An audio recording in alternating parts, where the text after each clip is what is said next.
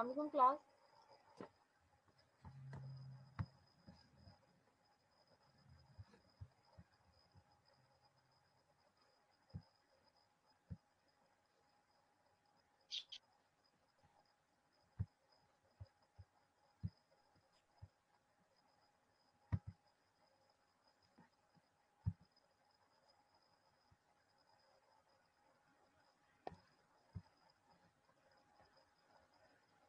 आपको आवाज आ रही है मेरी क्लास?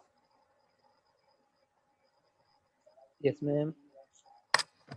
जी मैम आ रही है। ठीक है, आज हमारा टॉपिक Yes, है ma'am. रेक्टेंगुलर कोऑर्डिनेट सिस्टम है। इसको हमने टेंसर के अंदर डिफाइन आउट करना है, इसलिए यहाँ पे दोबारा से डिफाइन किया हुआ है उसने।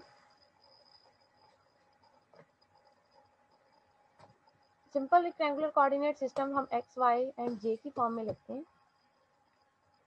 एक्स वाई जी आई जे के फॉर्म में हम लेते हैं। For vector analysis we are familiar with the rectangular coordinate system in which we take OX, OY, OZ, O is our region and XYZ जो है हमारे पास axis है as a coordinate axis and I, J, K the unit vectors along these coordinate axes respectively. Shown in figure के अंदर define out भी है कि हम किस टाइप में उसको मेंशन आउट करते हैं, शो आउट करते हैं, ये हमारे पास डिफाइन आउट है। अब फर्दर हमने टेंसर फॉर्म में लिखना है। In a tensor analysis instead of this system we take the system in which, हम ऊपर वाले सिस्टम के अलावा ये वाला सिस्टम लेते हैं कि हम अपने एनालिसिस के अंदर क्यों हम यहाँ पे टेंसर की फॉर्म में x1, x2, x3 फॉर्म में एक्सिस को डिनोट करते हैं, क्योंकि हमने nth एक्सिस तक भी टेंसर को डिफाइन आउट करना होता है। इसलिए यहाँ पर जो एक्सिस को नेम दिए जाते हैं एक्स वाई जी के अलावा x1, x2, x3 दिया जाता है। सिमिलरली यहाँ पे जो यूनिट इंटर वेक्टर्स की फॉर्म बनती है वो e1, e2 एंड e3 में मेंशन किया जाता है।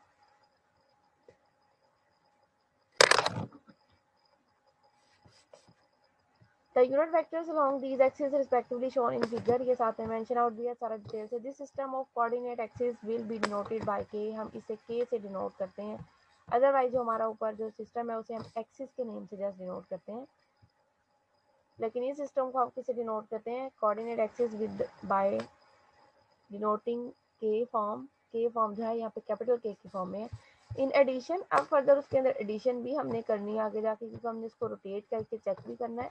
In addition of the system K, we need an other coordinate system which will be taken as a K dash and denoted by K dash. In this system K dash we take OX dash 1 and OX2 dash and OX3 dash, मतलब उसको हमने सिर्फ dashes के अंदर convert किया है।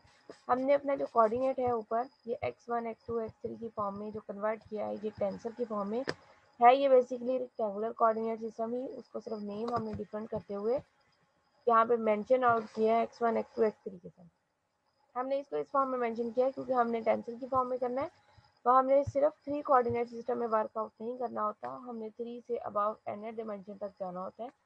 इसलिए x1, x2, x3 दिया जाता है कि फर्दर हम सिंपल नेम देंगे कि हम x1, x2, x3, x4, x5, x6 and so on xn तक नेम देकर उसको शो ऑफ कर सकते हैं।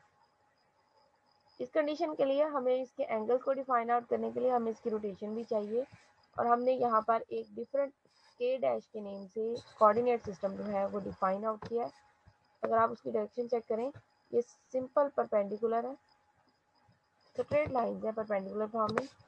ये भी स्ट्रेट लाइन है, परपेंडिकुलर है, लेकिन ये थोड़ी सी उसने टेढ़ी की हुई है, थोड़ी सी चेंज की हुई है।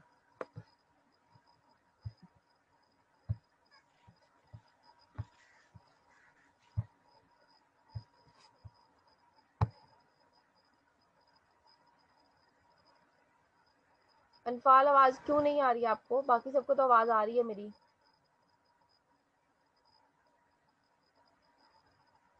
बाकी सबको मेरी आवाज आ रही है? Yes, ma'am, आ रही है। जी मैम आ रही है। आपकी माइक Yes, में ma'am. मसला होगा, या आप हैंड फ्री यूज कर लें।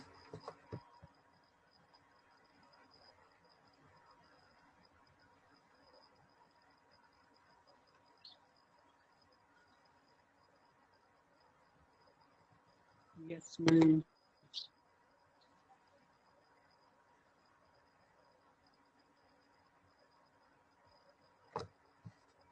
अब आगे फर्दर एक थ्योरम है, प्रूफ है। Proof that EI dot EJ is equal to del IJ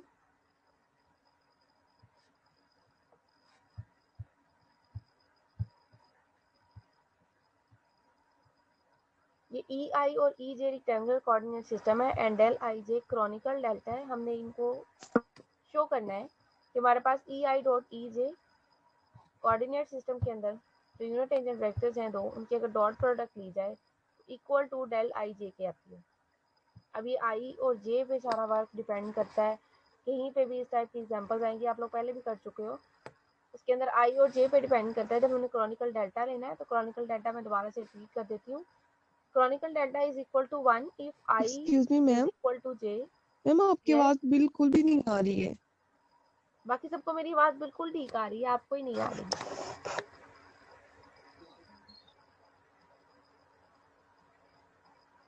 आप ऐसा करें, अपना ये मीटिंग लीव करके दोबारा से ज्वाइन करें।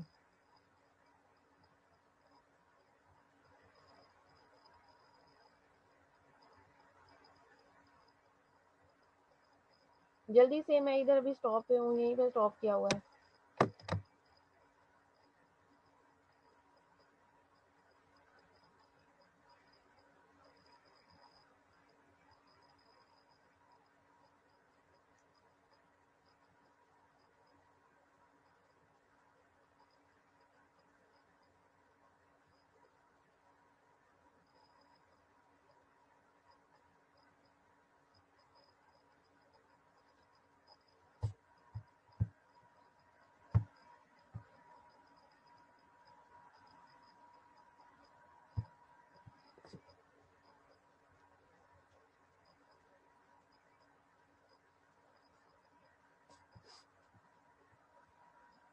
थ्योरम है हमारे पास 7.4, prove that E I dot E J, दो यूनिट टेंजेंट वेक्टर्स को हमने डॉट प्रोडक्ट लेनी है, is equal to del I J. Kronecker delta के इक्वल आएगा। ये डिपेंड करता है हमारे पास आई और जे के। I and J is equal to 1 होते हैं हमारे पास, तो हमारे पास Kronecker delta is equal to 1। If I is not equal to J, Kronecker delta के अकॉर्डिंग हमारे पास जो गिवन आंसर आता है वो 0 आता है। हमने अपना जो ई आई जे है, ये वाला डॉट प्रोडक्ट है, इसको भी एज इट इज ही शो करना है। For vector analysis we know that when I is equal to J या J is equal to I, आप यहाँ पे मेंशन कर सकते हैं। ई आई डॉट ई जे क्या बन जाएगा जब हम J is equal to I लेंगे, तो बन जाएगा E I dot E I. And further हम पहले प्रूव कर चुके हैं कि यूनिट टेंजेंट वेक्टर की सेम यूनिट टेंजेंट वेक्टर के साथ अगर डॉट प्रोडक्ट ली जाए तो वो इक्वल टू किसकी आती है, 1 की आती है। बिकॉज वो ऑर्थोगोनल की फॉर्म बनती है तो वो किसके इक्वल आती है, 1 की आती है। And when j is not equal to 1, अब हमने पहले दोनों को इक्वल लिया तो हमारे पास रिजल्टेंट क्या आंसर आया, 1। अब हमने j is not equal to i की फॉर्म लिया कि ये इक्वल नहीं है। It's mean e I dot E j is equal to 0, because different tangent vectors की जब हम डॉट प्रोडक्ट लेते हैं तो किसके इक्वल आती है, वो 0 के इक्वल आती है। इट्स मीन हमारे पास जो गिवन हमारा आंसर फॉर्म बनेगी वो यही बनेगी। Therefore e I dot E j is equal to del I j, because e I dot E j give answer 1 if j is equal to I, I is equal to j, and second condition I is not equal to j because ei dot ej is equal to 0 because both are unit tangent vectors are different. Note that similarly कहता अब ये भी prove किया जा सकता है E I dash dot E J dash, ये dash वाला जो हमने के डैश वाला कोऑर्डिनेट सिस्टम लिया उसके अंदर भी ये चीज़ आ सकती है, ये चीज़ प्रूव की जा सकती है। कोऑर्डिनेट सिस्टम को सिर्फ नेम हमने डिफरेंट किया, अदरवाइज वो एज इट इज ही है। जैसे आई डॉट जे यहाँ पे लिखा जाए तब भी वही कंडीशन बनेगी, ई से निकाल के उसको यहाँ पे सिंपल आई जे की फॉर्म में मेंशन कर दिया जाए, तब वो हमारे पास सिंपल कोऑर्डिनेट सिस्टम्स हैं, रेक्टेंगुलर कोऑर्डिनेट। यहाँ पे आई और जे सिर्फ उसको डिफरेंट करने के लिए डिनोट किया, ई तो एज इट इज ही स्पेसिफिक नेम दिया हुआ है। अदरवाइज ऐसे इसमें कोई भी डिफिकल्टी नहीं है कि आई और जे डिफरेंट आ जाए या ई आई डॉट ई जे आ जाए, या थर्डली आपके पास E I dash dot E J dash form आ जाए। तमाम चीज़ें इक्वल है कोऑर्डिनेट सिस्टम के अंदर, ये तीनों चीज़ें डिफरेंट आती हैं, लेकिन एज इट इज़ इनको नेम हमने डिफरेंट दिए हुए हैं, अदरवाइज इससे कोई भी इफेक्ट नहीं है। नेक्स्ट पे है डायरेक्शन कोसाइंस है।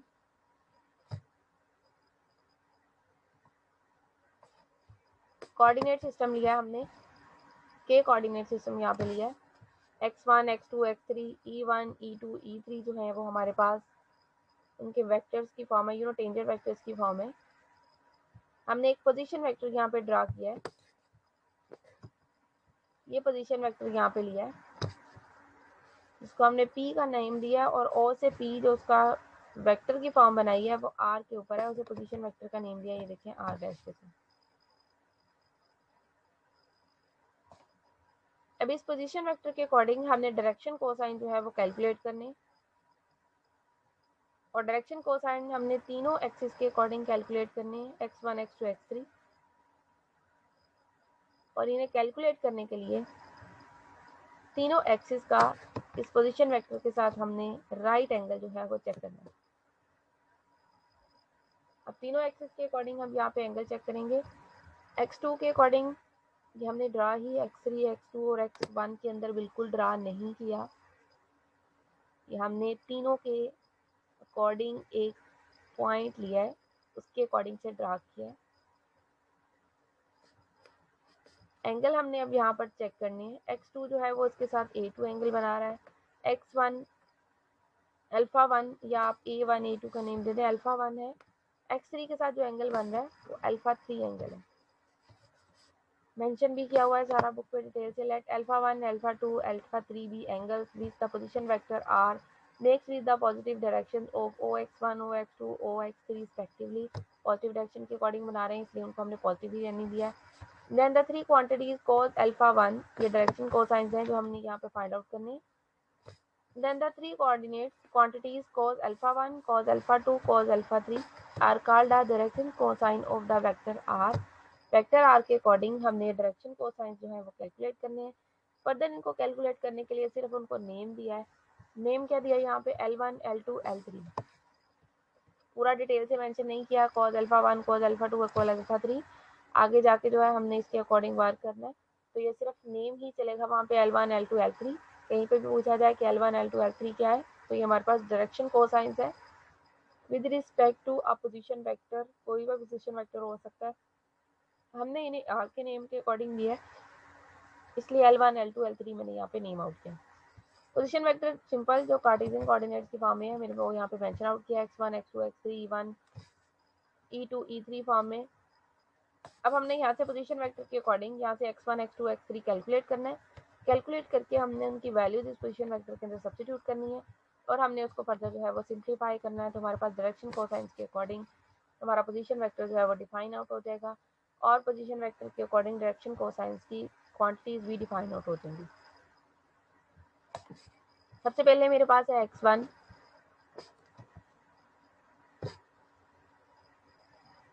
x1 किसके इक्वल आएगा, ये पोजीशन वेक्टर है r, इसको हमने कंबाइन एक पॉइंट के अकॉर्डिंग मेंशन किया। यहाँ पर पोजीशन वेक्टर का डॉट प्रोडक्ट लूंगी मैं e1 के साथ, e1 यूनिट टेंजेंट वेक्टर है, पोजीशन वेक्टर r है, तो हमारे पास यहाँ पे रिजल्टेंट में क्या आएगा x1। इन केस अगर मैं सिंपल पोजीशन वेक्टर लेती हूँ जो मैंने यहाँ पे कार्टेशियन फॉर्म में लिया है, अगर आप इसका डॉट प्रोडक्ट लेंगे e1 के साथ तो देखिए सिर्फ e1 के अकॉर्डिंग ये 1 आएगा, बाकी दोनों e2 और e3 के अकॉर्डिंग डॉट प्रोडक्ट ऑपोजिट हो जाएगी तो ये 0 हो जाएंगे। तो यहाँ से मेरे पास क्या आएगा r dot e1 is equal to x1। और सिंपल भी मैम जी इस मेंशन पॉइंट की हम समझ नहीं x1 आ को रही। किसके इक्वल लेते हैं, r cos अल्फा 1 के एक्सिस के अकॉर्डिंग कार्टेशियन कोऑर्डिनेट्स में हम x y z लेते हैं। पोलर फॉर्म में हमारे पास क्या आता है, मैम जी इस पॉइंट की समझ नहीं आ रही।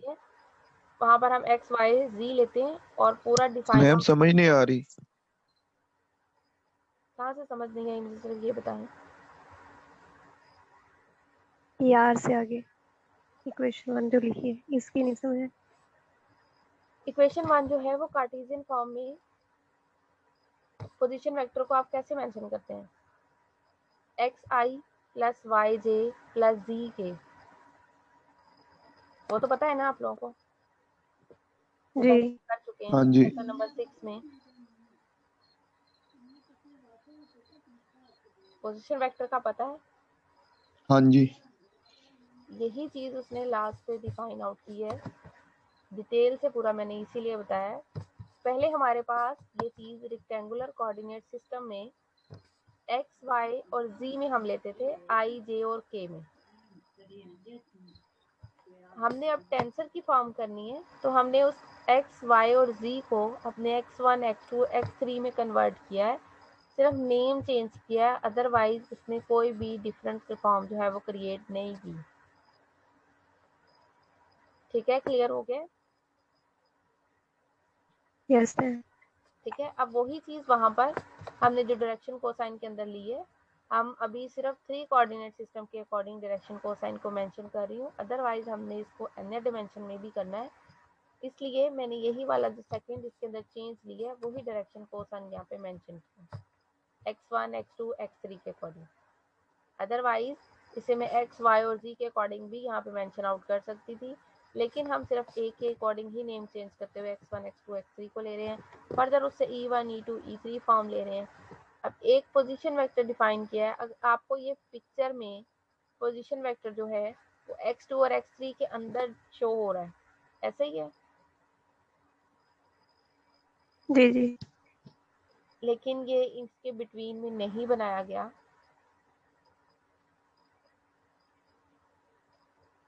आपके जो रूम्स के कॉर्नर्स हैं, मैंने लास्ट टाइम भी बताया था,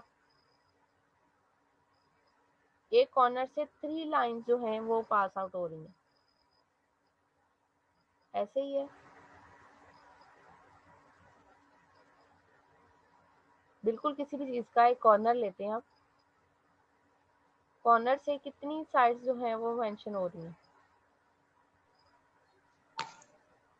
3 है मैम, 3। 3 साइड्स हैं, उन 3 साइड्स के अकॉर्डिंग मैंने किसी भी दीवार पे या फ्लोर पे, सपोज मैंने फ्लोर वाला कॉर्नर लिया है, ठीक है, उसमें मैंने 2 दीवार आ गई और एक फ्लोर है, मैंने ना तो फ्लोर पे कोई पॉइंट लिया है ना ही कोई दीवार पे पॉइंट लिया है, मैंने एक पॉइंट लिया है डिफरेंट, जो उन तीनों को डिफिकल्टी फॉर्म में जो है वो मेंशन आउट नहीं कर रहा, सिंपल है कि मैंने उसे एक लाइन ड्रा की है, तीनों के अकॉर्डिंग पॉइंट लेना है, इसलिए मैंने लाइन ड्रा की है, और एक जो हमारे पास कॉर्नर के टाइप नहीं है वैसे स्पेस में आप ऐसे ही कर ले, सपोज कि मैंने जो फ्लोर से लिया है, जो आपके फैन लगा हुआ है यहाँ पे, सपोज मैंने वो पॉइंट लिया है वहाँ पे और उससे लाइन ड्रा कर ली है।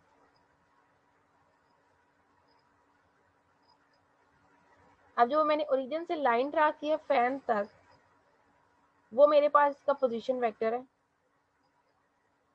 अब देखें उस पोजीशन वेक्टर को, क्या वो अब पहले वाले जो मेरे पास कोऑर्डिनेट थे एक्स वाई जी या x1, x2, x3, उनमें किसी भी एक के साथ या दो के साथ मेंशन हो रहा है या तीनों के साथ हो रहा है? तीनों के मैं साथ हो रिपीट रहा है करती मैम। हूँ कि मैंने एक कॉर्नर लिया है, ठीक है, मैं बिल्कुल सिंपल वर्डिंग में बताती हूँ कि मैंने ज़मीन वाला जो कॉर्नर है वो ले लिया, ठीक है, मैं बहुत ही आसान से वर्डिंग में इसको डिफाइन आउट करती हूँ। मैंने जो ज़मीन वाला कॉर्नर है वो उसे लिया है, उसमें से अगर आप देखें तो 3 साइड जो हैं वो पास हो रही हैं, एक लेफ्ट वाली दीवार होगी, एक राइट साइड वाली दीवार होगी, और एक जो है उनके यानी के दरमियान से एक लाइन ऊपर जा रही है, और जो दोनों दीवार जो हैं वो ज़मीन को मैच आउट कर रही हैं, उसमें एक राइट साइड और एक लेफ्ट साइड वो एक ही कॉर्नर में से निकल रही हैं। मैंने उस कॉर्नर से, जो वो कॉर्नर है ओरिजिन, उससे एक लाइन ड्रा की है फैन तक। अब वो लाइन जो है वो ना तो मैंने एक राइट साइड या लेफ्ट साइड वाली दीवार पे किया, ना ही मैंने उसे फ्लोर पे ड्रा किया है, मैंने उन तीनों का पॉइंट कंबाइन करते हुए एक फैन तक जो है वो लाइन ड्रा की है। अब उस लाइन के यहाँ पर एंगल्स लिए तीनों एक्सिस के साथ, के तीनों एक्सिस के साथ उनके एंगल्स क्या आ रहे हैं। मैंने लास्ट टाइम भी बताया था कि पेज पे जब हम 3 एक्सिस के अकॉर्डिंग पिक्चर को डिफाइन करते हैं तो उसकी ओरिजिनल शेप यहाँ पे डिफाइन नहीं होती, वो हमें ऐसे ही लग रहा होता है जैसे हमने इसको x2 और x3 के अंदर डिफाइन किया है। ये बेसिकली x2 और x3 के अंदर डिफाइन नहीं है। जब मेंशन किया जाए कि हमने जो एक्सिस लिए हैं तो उन एक्सिस की फॉर्म में OX1, OX2, OX3 के फॉर्म में एक पॉइंट मेंशन किया है, तो इट्स मीन वो पॉइंट ए 2 कोऑर्डिनेट सिस्टम के अंदर नहीं है, वो तीनों कोऑर्डिनेट सिस्टम के अंदर आ रहा है। शो करते हुए हमें डिफाइन सिर्फ ये हो रहा होता है कि ये सिर्फ और सिर्फ इस एक्सिस के अंदर 2 के अंदर डिफाइन आउट हुआ है। अब उन तीनों के उस पोजीशन वेक्टर के अकॉर्डिंग एंगल्स लिए, α1, α2, α3। ठीक है, अब यहाँ तक तो क्लियर है? Yes, ma'am. ठीक है, अब फर्दर हमने उस एक पोजीशन वेक्टर के अकॉर्डिंग डायरेक्शन कोसाइन जो है वो कैलकुलेट करने। डायरेक्शन कोसाइन हम किस तरह लेते हैं, cause alpha 1, cause alpha 2, cause alpha 3 हमने यहाँ पे कैलकुलेट करने हैं। इन 3 क्वांटिटीज को उसने डायरेक्शन कोसाइन बोला है। अब इन 3 क्वांटिटीज को फर्दर अपनी सिंप्लीफिकेशन के लिए नेम दिया है L1, L2 एंड L3। ठीक है, उसके बाद जो है वो पोजीशन वेक्टर लिया है। कार्टेशियन कोऑर्डिनेट्स में हम पोजीशन वेक्टर लेते हैं xi plus yj plus zk। हमने टेंसर फॉर्म में वर्क करना है, तो मैं पहले भी बता चुकी हूँ कि मैंने सिर्फ उनके नेम्स डिफरेंट किए हैं। यहाँ पे हमने ले लिया x1 e1, x2 e2 plus x3 e3। इसको हमने डायरेक्शन कोसाइंस की सब्स्टिट्यूशन करनी है, cause alpha 1, cause alpha 2, cause alpha 3 की। इसलिए मुझे उनको कैलकुलेट करने के लिए यहाँ पे x1, x2, x3 की वैल्यूज कैलकुलेट करनी है। वैल्यूज कैलकुलेट करके मैंने इसे सब्स्टिट्यूट करना है। अगर मैं डायरेक्ट लिखूँ यहाँ पे, हम x को किसके इक्वल लेते हैं, r cos थीटा के, y इज इक्वल टू आता है r sin थीटा, और g एज इट इज ही आता है। लेकिन हमने तीनों एंगल्स एक ही साइड पे एक ही पोजीशन वेक्टर के साथ लिए हैं, तो यहाँ पे मुझे तीनों के डायरेक्शन कोसाइन मेंशन करनी है। It's mean x1 is equal to r cos alpha 1, x2 is equal to r cos alpha 3 and x3 is equal to r cos alpha 3। इन तीनों वैल्यूज को हमने सब्स्टिट्यूट किया है अपने इस पोजीशन वेक्टर के अंदर r के अंदर। ये सब्स्टिट्यूट भी किया हुआ है। ठीक है, यहाँ तक क्लियर है? Yes, ma'am. यस आगे मैम। फर्दर जो है Yes, ma'am. हमने उसे सिंप्लीफाई करना है। हमने इसमें से डायरेक्ट भी मेंशन कर सकते थे कि मेरे पास cos अल्फा 1 की क्या वैल्यू आएगी। ये मैंने जो हाईलाइट किया ऊपर, इसमें से cos अल्फा 1 की वैल्यू क्या आएगी, हमने ये डायरेक्ट X1 over R. बिल्कुल Over x1 over both. r की फॉर्म बनेगी। अब हमने यूनिट वेक्टर्स की डायरेक्शन भी कैलकुलेट करनी है। पहले हमने अपना पोजीशन वेक्टर यहाँ पे डिफाइन किया है। पोजीशन वेक्टर के अकॉर्डिंग यूनिट वेक्टर भी कैलकुलेट करना है। यूनिट वेक्टर कैलकुलेट करने का फॉर्मूला किसी को आता है या भूल गए हैं?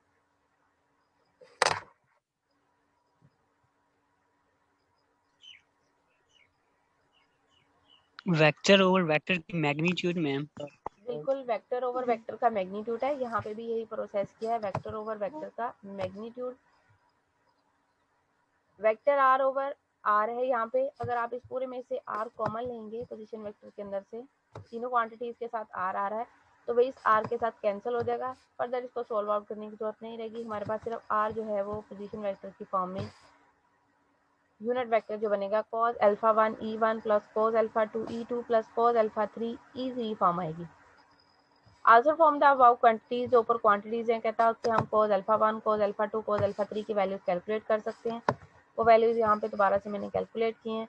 कैलकुलेट करने के बाद हमने फर्दर जो है इन्हें सब्स्टिट्यूट किया है, cos alpha 1 plus cos alpha 2 plus cos alpha 3 इसके इक्वल आएंगी। तीनों के नीचे आर आ रहा है, स्केयर लेंगे हम, यहाँ पे स्केयर की फॉर्म मेरे पास ये बनेगी। इक्वल टू क्या आ जाएगा हमारे पास, यहाँ पे आ जाएगा 1, x1 square plus x2 square plus x3 square. It's mean ये किसका स्केयर है, आर जो मेरे पास पोजीशन वेक्टर है उसका मैंने स्केयर लिया, तो वही चीज़ यहाँ पे मेंशन हुई है। आर स्केयर ओवर में भी आर स्केयर है, कैलकुलेट होने के बाद कैंसिल हो जाएंगे, इक्वल टू 1 आएगा। इम्प्लाइज हम इसे इस फॉर्म में भी कह सकते हैं। हमने अपने डायरेक्शन कोसाइंस को नेम दिए थे L1, L2, L3। It's mean L1 square plus L2 square and plus L3 square भी मैं इसको मेंशन कर सकती हूँ, किसके इक्वल आएंगे 1। Thus we have shown that the unit vectors in the direction of r has its components the direction cosines of r and that the sum of squares of the direction cosines is unity। Direction cosines हमने r components की form में mention किए हैं, L1, L2, L3 जो names दिया था वो कहता फर्दर अगर हम इन डायरेक्शन कोसाइंस का स्केयर लेते हैं, स्केयर लेके उनका सम करें तो वो किसके इक्वल आते हैं, यूनिट के आते हैं, यानी कि यूनिटी के इक्वल, यानी कि 1 के इक्वल आते हैं। ऊपर पहले हमने सिंपल डायरेक्शन कोसाइंस को मेंशन आउट किया है। दोबारा से रिपीट करती हूँ, हमने एक्सिस को नेम दिए हैं। एक्सिस को एक्स वाई जी नेम था हमारे पास कोऑर्डिनेट सिस्टम के अंदर। हमने उसे अपने टेंसर के अंदर कन्वर्ट करने के लिए x1 x2 x3 का नेम दिया है, फिर एक पोजीशन वेक्टर r लिया है, उसके अकॉर्डिंग तीनों के एंगल चेक किए। हमने डायरेक्शन कोसाइन फाइंड कर रहे हैं, तो हमने cos alpha cos beta cos alpha 1 cos alpha 2 cos alpha 3 को शो आउट करना है। उसको शो आउट करने के लिए हमने सिर्फ उसको स्पेसिफिक नेम दिए L1 L2 L3 के साथ। पोजीशन वेक्टर मेंशन किया जो कि हमारे पास कार्टेशियन फॉर्म के अंदर ही है। इसमें x1 x2 x3 की वैल्यूज पुट की हैं। वैल्यूज पुट करने के बाद हमने इसका यूनिट वेक्टर भी फाइंड करना है, क्योंकि हमारे पास ये पोजीशन वेक्टर है। यूनिट वेक्टर फाइंड किया है तो मेरे पास ये कंडीशन आ रही है। अब फर्दर अबव इक्वेशन के अंदर से हमने cos alpha 1 cos alpha 2 cos alpha 3 की वैल्यूज को कैलकुलेट किया है, उनका फर्दर स्क्वायर लिया, हमने उसकी वैल्यू फाइंड करनी है। तो वैल्यू फाइंड करने के लिए हमने इसको सिंप्लीफाई किया, हमने उसका स्क्वायर लेके उसको ऐड किया। तो ऐड से हमारे पास जो है वो आंसर रिजल्टेंट में 1 आ रहा है। This mean the direction cosine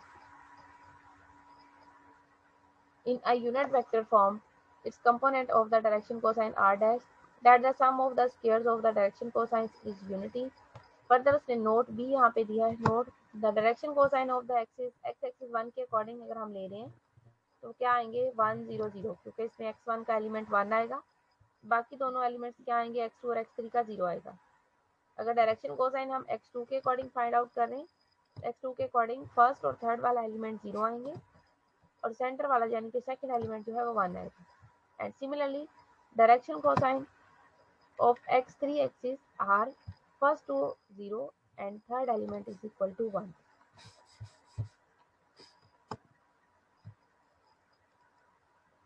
आगे एक थोड़ी सी छोटी सी डिफरेंट सी डेफिनेशन यहाँ पे मेंशन है, इसको नेम नहीं दिया हुआ, लेकिन ये जो डेफिनेशन है ये दो डायरेक्शन कोसाइंस के बिटवीन एंगल को शो करती है। इसको इस फॉर्म में नेम लिया जा सकता है, angle between two direction cosines. We define Lij, पहले हमने किसके साथ नेम दिए हैं, L1 L2 एंड L3 के साथ नेम दिया है। अब दो डायरेक्शन कोसाइंस के बिटवीन जो एंगल है एक्सिस आ रहे हैं उनके एंगल्स को हमने कैलकुलेट करना है। यहाँ पे उनको कैलकुलेट करने के लिए डायरेक्शन कोसाइन के अकॉर्डिंग जो नेम दिया है Lij to be the cosine of the angle between the ith axis of the system k dash and jth axis of the system k। हम पोजीशन वेक्टर लेंगे या दो एक्सिस डिफरेंट लेंगे, दोनों की फॉर्म में यहाँ पे मेंशन किया उसने, तो दोनों के एक्सिस को हमने थोड़ा सा डिफरेंट कैलकुलेट करने के लिए उनका नेम दिया k डैश और k के साथ। Lij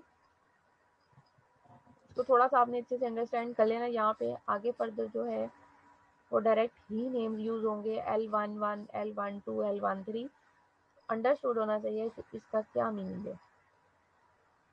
Lij इसको मैं डायरेक्शन कोसाइन में लिखती हूँ, तो दोबारा से क्या लिखूंगी, cos x1 dash and xj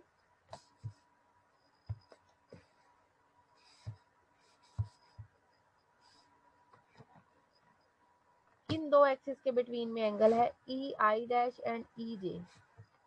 first वाला i है, सेकंड वाला मेरे पास j है, तो इट्स मीन एंगल जो है वो ei और ej के अंदर एंगल जो है वो कैलकुलेट होगा। i and j is equal to 1 2 3, अभी हम 3 एक्सिस में बात कर रहे हैं तो 1 2 3 कुछ भी हो सकते हैं। फॉर एग्जाम्पल यहाँ पे उसने i और j को नेम दिया है कि मैंने फॉर एग्जाम्पल यहाँ पे डायरेक्शन कोसाइन कैलकुलेट करने के लिए मैं एंगल जो ले रही हूँ 2 और 1, यानी कि फर्स्ट वाला जो एक्सिस है उसमें से 2 और सेकंड वाले में से 1, it's mean cos x2 dash and x1 e2 dash dot e1 dash, दोनों के बिटवीन में कोई सा भी एंगल होगा, लाइक हमने उसको थीटा का नेम दिया तो हमारे पास बन जाएगा cos theta, where theta is the angle between x2 dash and x1 axis के बिटवीन जो एंगल आ रहा है उसको सिर्फ उसने नेम दिया थीटा का। आगे फर्दर डिटेल से क्या हुआ है, सिर्फ यहाँ पे डिफाइन किया है कि Lij जो है वो किसको डिनोट कर रहा है और स्पेसिफिक उसके लिए हमने क्या नेम दिया। अब इसको दोबारा जी यही डिफाइन एक दफा दोबारा करवा दें। ऊपर जो है हमने सिर्फ एक सिंगल डायरेक्शन कोसाइन लिया था L1 L2 L3, cos हम अल्फा इसकी समझ मैं इसी से रिलेट करके आपको बताती हूँ कि सिंगल एक हमने एलिमेंट के अकॉर्डिंग जो थे एक एंगल के अकॉर्डिंग डायरेक्शन कोसाइन मेंशन किए हैं। अब जो है वो टू कोऑर्डिनेट सिस्टम के अंदर कैसा अगर हम चलते हैं जो कोऑर्डिनेट सिस्टम है यहाँ पे अगर आप देखें, एक कोऑर्डिनेट है k डैश और सेकंड कोऑर्डिनेट सिस्टम है k। इसकी बहुत ही सिंपल एग्जांपल मैं इस फॉर्म में देती हूँ। ये देखें, ये चीज़ है,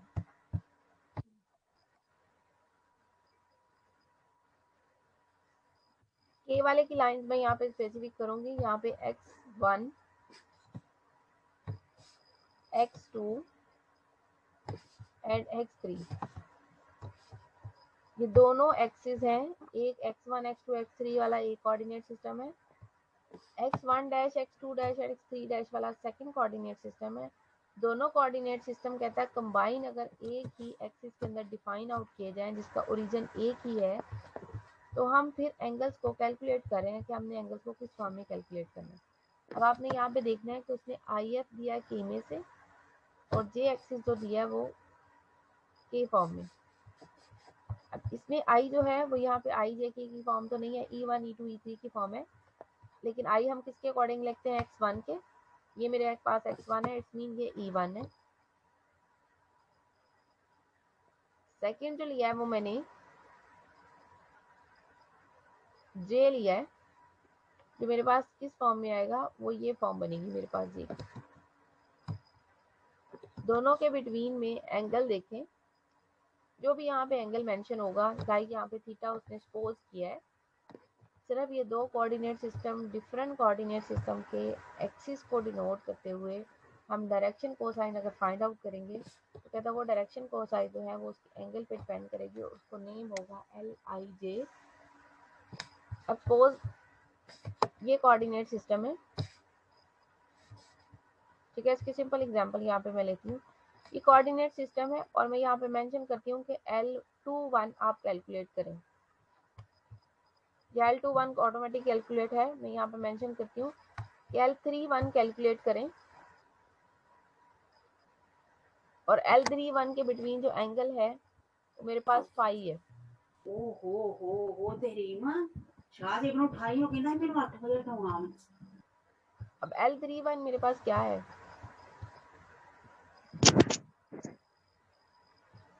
K डैश वाले में 31 वाला एक्सिस मेरे पास ये चीज है और 1 जो है वो मेरे पास ये चीज है। हमने राइट एंगल के अकॉर्डिंग इसको कैलकुलेट करना है, तो मेरा एंगल यहाँ से इस कंडीशन से इस फॉर्म तक जाएगा, ठीक है। ये अभी सिर्फ उसने नेम को शो आउट किया था, बाकी डिटेल जो है वो फर्दर 1 बाय 1 इस ऑर्थोगोनल रोटेशन के अंदर भी डिफाइन है, इससे नेक्स्ट जो टॉपिक है उसके अंदर भी डिफाइन है। सारी डिटेल 1 बाय 1 अभी सिर्फ उसको सिंपल फॉर्म में शो आउट कर रहा है, अभी डिटेल है, फिर आगे जाके फर्दर उसका सॉल्यूशन दोगे। ऑर्थोगोनल रोटेशन ऑफ एक्सिस है। अब फर्दर हमारे पास नेक्स्ट ये दो एक्सिस लिए हैं उसने, राइट हैंडेड हमने करना है। Consider to right handed rectangular coordinate system K and K dash, दोनों एक के ऊपर ही ड्रा किए हैं, जैसे कि मैं पहले भी बता चुकी हूँ। यहाँ पे जो x1 x2 x3 है वो k के हैं और x1 dash x2 dash x3 dash जो है वो k डैश के हैं, जो कि मेंशन भी किया हुआ है इसके अंदर। हैविंग द ओरिजिन o, सबका ओरिजिन सेम है, with unit vectors along the coordinate axis. Unit vectors भी दोनों के डिफरेंट नेम दिया हुआ है उसने, E1 E2 E3 and E1 dash E2 dash and E3 dash के साथ as shown in figure. Rotate the system, अब हमने इसमें से एक सिस्टम को रोटेट करना है और दूसरे को फिक्स करना है। कहते rotate the system OX1 OX2 OX3 about O origin के, यानी कि जो OX1 OX2 OX3 है ऑलवेज फिक्स। इसके अंदर एक जो है वो रोटेट होगा, बाकी दो फिक्स आउट होंगे, so that it can relative to other each other, एक दूसरे से ये ईच अदर रिलेटिव होंगे, सिर्फ एक ही रोटेट होगा, बाकी सारे फिक्स होंगे। So that it coincides with the system OX1 dash x2 x3 dash, such a movement is called, इनकी मूवमेंट आएगी वो कहलाएगी रोटेशन ऑफ एक्सिस, इसे हम एक्सिस को रोटेट करेंगे यहाँ पे।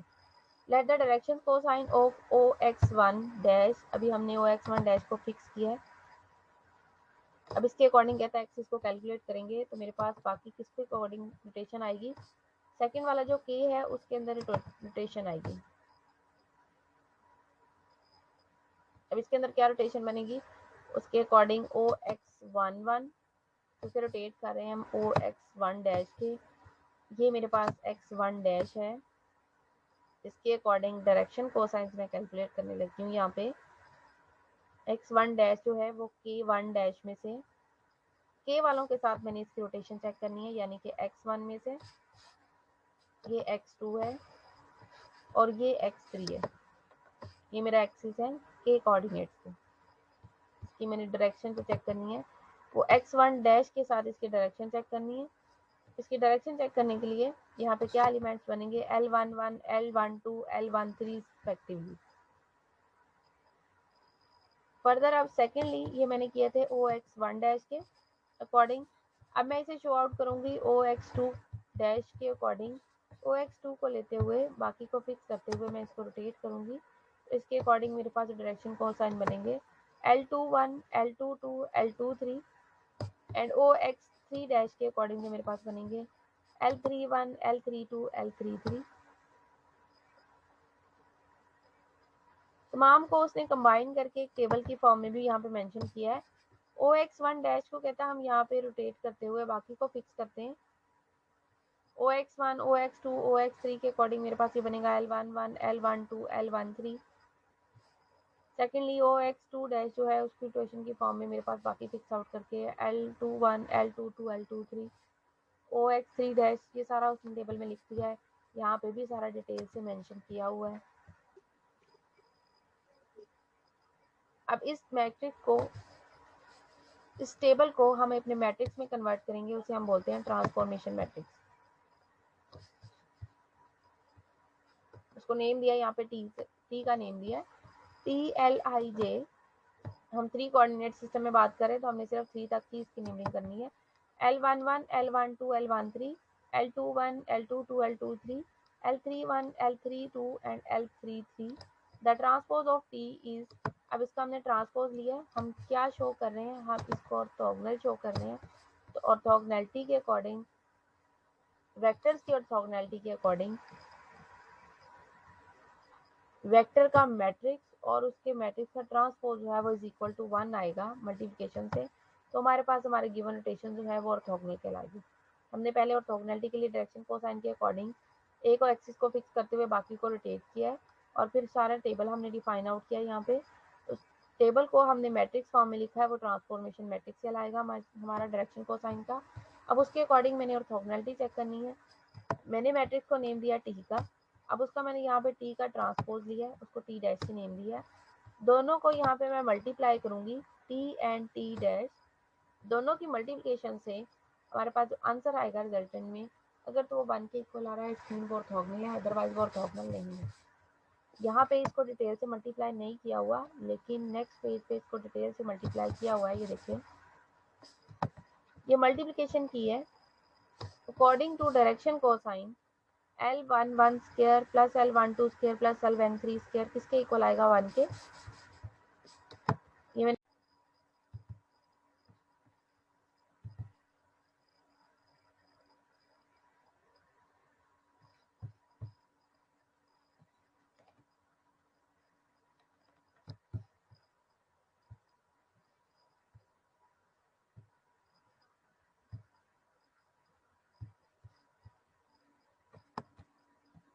हमने जो डायरेक्शन को साइन किया यहाँ पे L1 square plus L2 square plus L3 square is equal to 1, ये हम कैलकुलेट करके आए हैं। ये हमने वहाँ पर डायरेक्ट ही सब्स्टिट्यूट किया।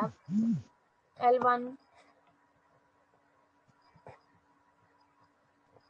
L11, L12, L13 स्क्वायर की फॉर्म में, L12, L11 ये सारे के सारे जो डिफरेंट हैं इसके अकॉर्डिंग मैंने इसको यहाँ पे कैलकुलेट किया हुआ है। यहाँ पे डायरेक्ट उसने फिर फर्दर जो है मैट्रिक्स को लिखा है 1 0 0, ये आइडेंटिटी मैट्रिक्स बनेगा, विच इम्प्लाइज मेंशन भी है, which implies the following 6 equations called the orthonormality conditions, orthonormality conditions को सेटिस्फाई करती हैं। मैंने जो क्वेश्चन दिया था वो क्वेश्चन भी इसी के अकॉर्डिंग था, इसलिए मैंने आप लोगों को कहा था कि अभी फर्दर जो है वो क्वेश्चन को आप 1 बाय 1 स्लो मोशन में सॉल्व करें, ताकि साथ साथ टॉपिक क्लियर होते जाएंगे और साथ साथ आप लोग इसको सॉल्व कर सकते हैं। इसको हमने डेल्टा के अकॉर्डिंग प्रूव करना था, क्रॉनिकल डेल्टा के।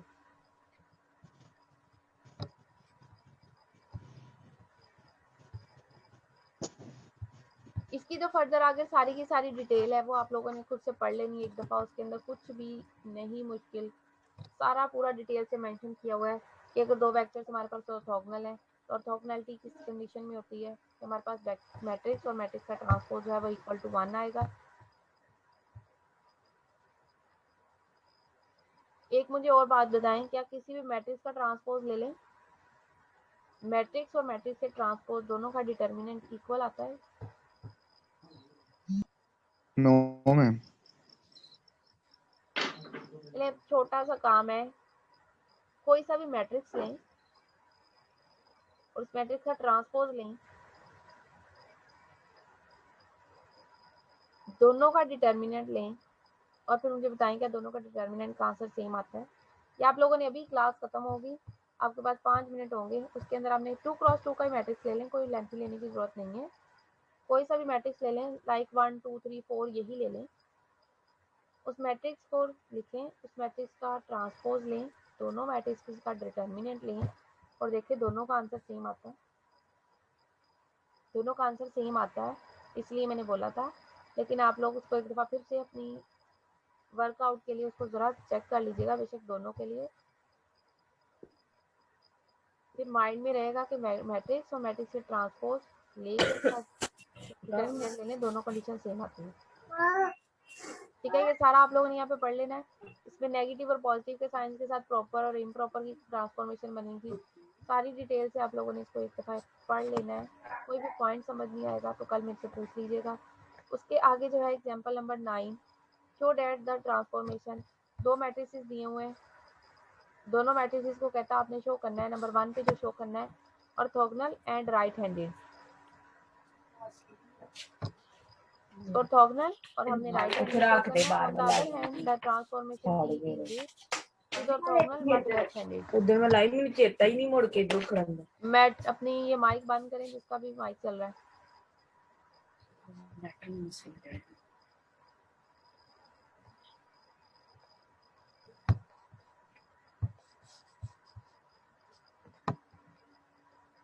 दोनों को ट्रांसफॉर्मेशन के अकॉर्डिंग चेक करना है। पहले मैट्रिक्स और मैट्रिक्स का ट्रांसपोज लेके मल्टीप्लिकेशन करनी है, इक्वल में आंसर जो है वो आइडेंटिटी मैट्रिक्स आएगा, इट्स मीन वो ऑर्थोगोनल है। और सेकंडली डिटर्मिनेंट लेना है, डिटर्मिनेंट लेके अगर आंसर इक्वल टू 1 आ रहा है तो हमारे पास राइट हैंडेड है, अदरवाइज वो लेफ्ट हैंडेड होगा। ये एग्जाम्पल है, एग्जाम्पल नंबर 9, और इससे रिलेटेड प्रॉब्लम है, अनसॉल्व प्रॉब्लम, वो भी आप लोगों ने खुद से करनी है। कल तक जो आपका काम है वो 7.10 आर्टिकल से ऊपर तक का काम है। एक्सक्यूज मी मैम, जी मैम जी राइट हैंडेड के लिए क्या बताया कंडीशन? राइट हैंडेड जब हमने प्रूव करना है तो हमने मैट्रिक्स, जो ओरिजिनल मैट्रिक्स है उसका डिटर्मिनेंट लेना है। डिटर्मिनेंट लेके आंसर जो है वो इक्वल टू अगर 1 आएगा आपके पास तो वो राइट हैंडेड है, और अगर आंसर -1 आएगा तो वो लेफ्ट हैंडेड है। ठीक है, इसलिए मैंने बोला है कि आप पहले इसको पढ़ लीजिएगा। जो अभी हम ऑर्थोगोनैलिटी का आर्टिकल कर रहे थे, इसके अंदर ये सारा यही डिटेल से मेंशन है और इसके अंदर कोई भी एज ए प्रॉब्लम नहीं है। जो पहले मैट्रिसेस को हम डील करते हैं सिर्फ वही चीज़ यहाँ पे डिफाइन किया है उसमें। सीआर क्लास में मौजूद है इस वक्त? Yes ma'am. यार आपने जो एब्सेंट रोल नंबर्स हैं वो मुझे मैसेज कर देने हैं, व्हाट्सएप पे मैसेज कर देना, ग्रुप में नहीं करने हैं, प्राइवेट मैसेज कर देना। ठीक है, एक सेकंड मैम, एक सेकंड, अभी मुझे स्क्रीनशॉट ले लेने दीजिए। ले लें।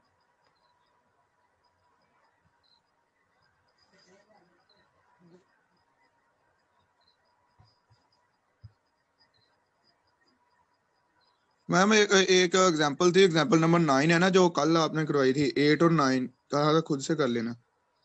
उसमें एक पॉइंट का थोड़ा सा मसला आ रहा था। कौन से पॉइंट का मसला आ रहा है मैम? एग्जांपल नंबर 9 तो मैंने अभी दी है। नहीं सॉरी, प्रॉब्लम नंबर 9 455 पे, प्रॉब्लम नंबर 8 और 9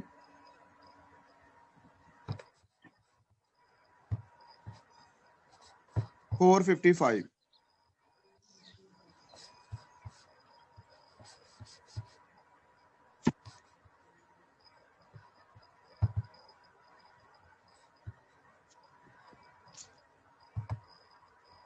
उसमें प्रॉब्लम क्या आ रही है जरा मुझे बताएं। मैम प्रॉब्लम नंबर 8 है ना, जो इसका सेकंड लास्ट स्टेप है, जो के ए के जे और एक्स जे, नीचे है ए के आई और एक्स आई। ये था थोड़ा सा कि ये कैसे आ गया, इंडेक्स चेंज किए हैं या 7.2 थ्योरम के लिहाज से ये आया था। इस पे तो 7.2 नहीं ना लगेगा। ये प्रॉब्लम सॉल्व है या अनसॉल्व है? सॉल्व है solved। मैम। ये unsolve problem. Solve problem number 455 8 है। और 9 प्रॉब्लम नंबर बता दें। 8 मैम 8 एग्जांपल। अच्छा प्रॉब्लम।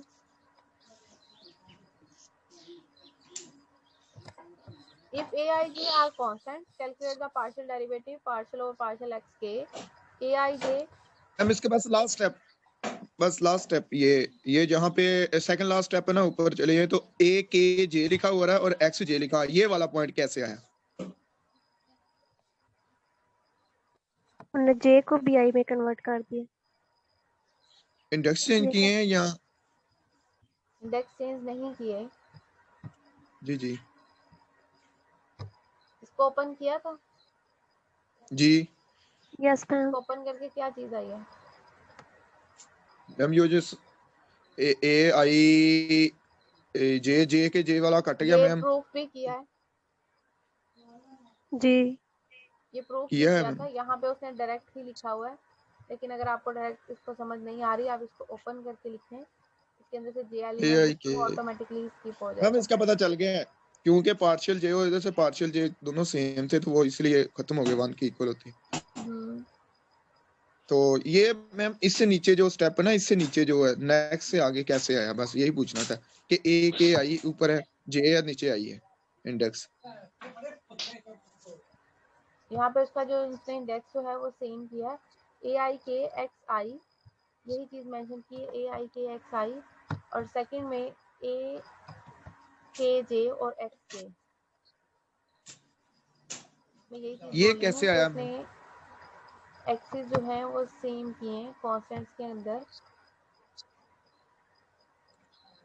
क्योंकि आई भी वेरी कर रहा है हमारे पास 3 तक और जे भी वेरी कर रहा है 3 तक कर रहा है।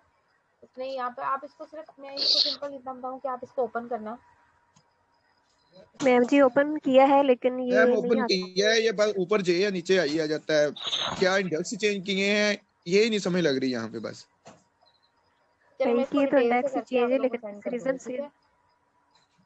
हाँ जी मैं इसको पूरा खुद डिटेल से करके सॉल्व करके फिर आपको सेंड कर ठीक दूंगी है, ग्रुप में। यही मसला मैम जी, ठीक है, यही मसला एग्जांपल नंबर 9 में भी आता है, जहाँ पे उसका डेरिवेटिव ले लेते हैं ना अलग अलग करके तो मैम जी। पीछे सॉल्व किया हुआ है, तो आप लोगों को वहां से समझ नहीं आ रही होगी, मैं इसको डिटेल से करके आप लोगों एग्जांपल को नंबर सेंड कर दूंगी।